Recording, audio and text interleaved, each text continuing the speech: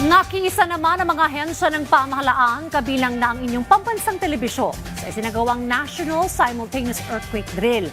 Yan ang ulat ni Floyd Brands.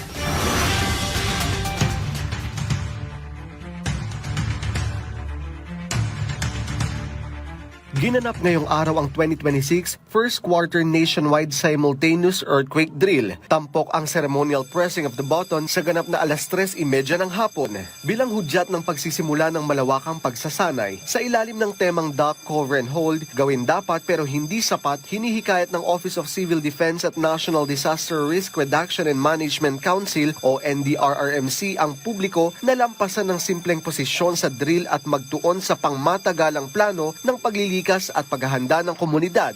Muling binigyan diin ng Office of Civil Defense ang kahalagahan ng patuloy na pagsasagawa ng National Simultaneous Earthquake Drill.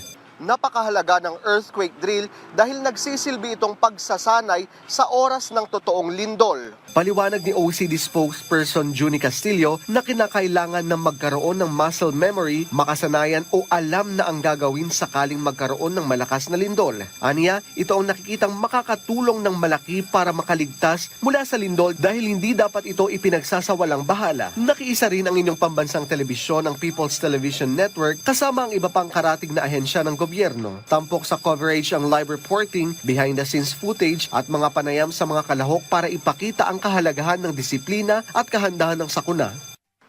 Kailangan natin paghandaan yan, sir.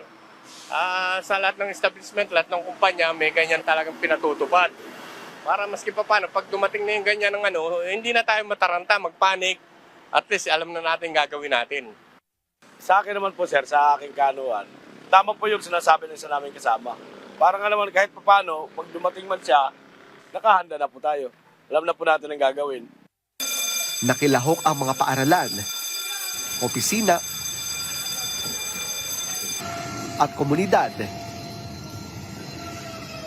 Ipinapakita rito ang paghahanda sa lindol sa buong bansa, kung saan ang bawat isa ay may papel sa pagtiyak ng kaligtasan. Lloyd Brands para sa Pambansang TV sa Bagong Pilipinas.